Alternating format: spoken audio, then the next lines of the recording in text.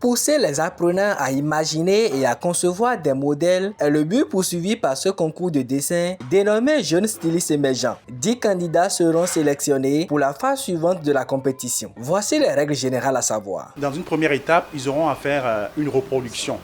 Ils auront justement un modèle à reproduire.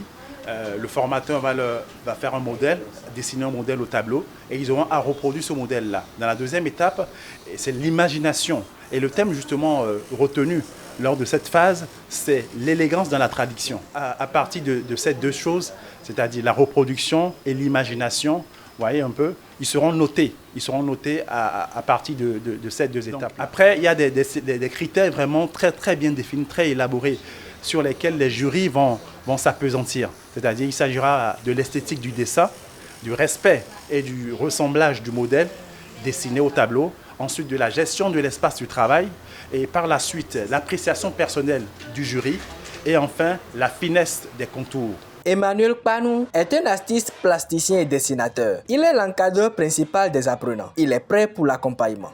C'est une très belle initiative parce que ça permet de dénicher les talents et de faire la promotion du dessin de mode. Parce que le dessin de mode est considéré comme une filière qui n'a pas assez d'avantages. Alors que c'est le contraire. En Europe, dans d'autres pays plus développés, les gens vivent du dessin de mode.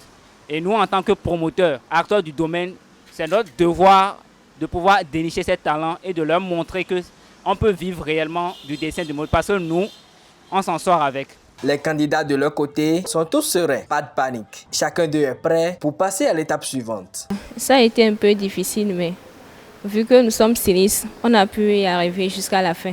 On a donné le meilleur de nous. Je suis très sûre parce que je connais mon talent et je sais de quoi je suis capable. Ça s'est bien passé. Déjà que le dessin, c'est un truc que moi, personnellement, j'essaie de faire depuis la maison. Donc, je n'ai pas eu tellement de difficultés à pouvoir m'en sortir.